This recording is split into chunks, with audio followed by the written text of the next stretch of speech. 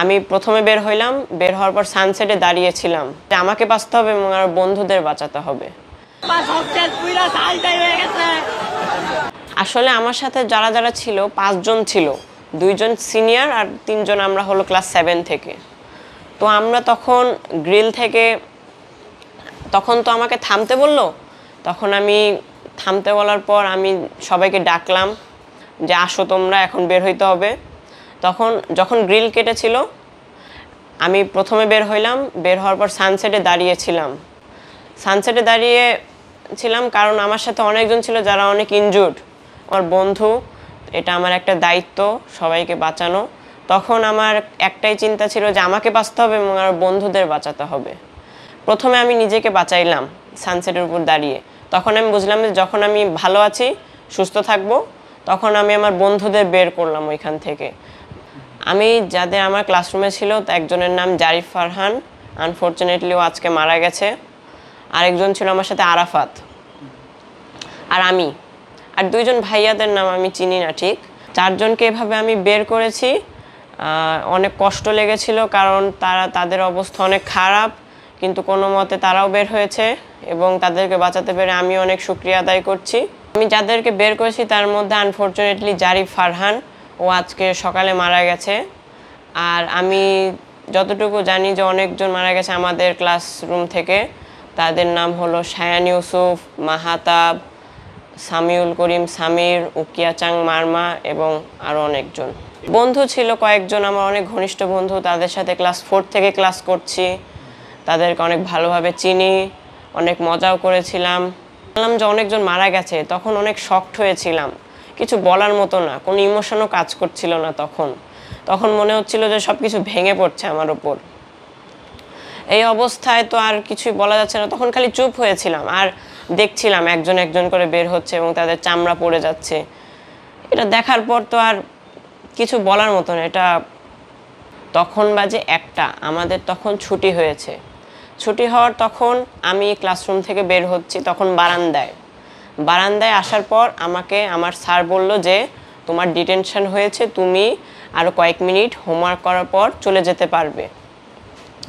তো এভাবে কয়েকজন স্টুডেন্টকে বলেছে আর আমরা তখন আলাদা ক্লাসে গিয়ে হোমওয়ার্ক করার জন্য যাচ্ছিলাম। যাওয়ার সময় যখনই ডিটেনশন রুমে ঢুকতে গেছি তখনই বিকট আওয়াজ এবং প্রচুর আগুন। তখন পিছনে তাকাই দেখি যে খালি দাউ দাউ করে আগুন জ্বলছে এবং অনেক ধোঁয়া আর ছাই আমার দিকে আসছে। তখন কয়েক সেকেন্ডের মধ্যে ক্লাসরুমের ভিতরে ঢুকি, যে কোনো একটা ক্লাসরুম। ঢোকার পর একেবারে ক্লাসের পিছনের সাথে ঘেঁষেছিলাম ওয়ালের সাথে ঘেঁষে চিৎকার করছিলাম, কারণ আমি তো আর জানি না কি হয়েছে। তখন এই ঘটনা হওয়ার পর ধরেন তখন 30 সেকেন্ড এরকম খালি চিল্লাচ্ছিলাম বাঁচাও বাঁচাও বলে। এভাবে আমার সাথে কয়েকজন ছিল, তারাও চিল্লাচ্ছিল।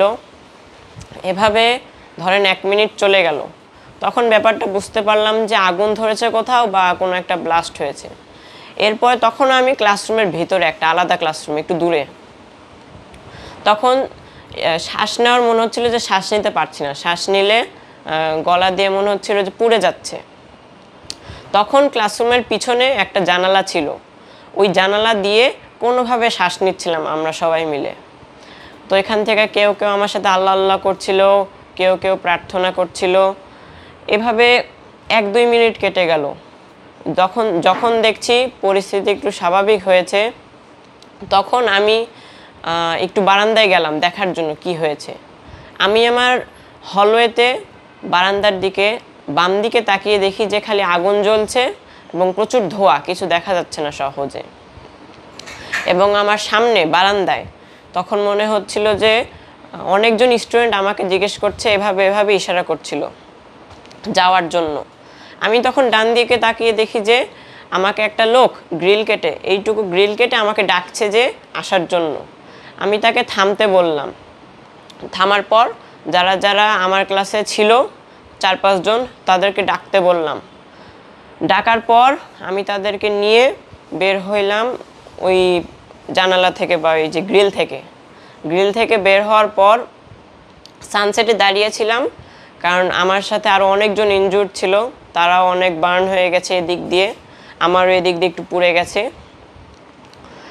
আস্তে আস্তে তারপরে সানসেট থেকে যখন নামার পর আমি আমার আম্মুকে খুঁজতে শুরু করলাম এবং আমার আব্বুকে। আমার আব্বু তখন আমি জানতাম যে সে গেটের সামনে দাঁড়িয়ে ছিল, এজন্য তার জন্য অনেক কাঁদছিলাম। আমি ভেবেছিলাম সে মনে হয় মারাও গেছে। এভাবে কয়েক মিনিট পর, 10 মিনিট 20 মিনিট পর আমি আমার আম্মুকে খুঁজে পেয়েছি। আমার আম্মু তখন আমার আব্বুকে হলো ক্যান্টিনে ছিল, তখন তার কাছে নিয়ে গেছে, তখন তাকে পেলাম। এইভাবে আমরা আমার পরিবার নিয়ে একটা হাসপাতালে গেছি, ওই হাসপাতাল থেকে প্রাথমিক চিকিৎসা নিয়ে আরেকটা হাসপাতালে গিয়ে ঠিক হয়েছি। For more updates, follow us on Facebook, subscribe our YouTube channel, get the latest update on www.daily-sun.com.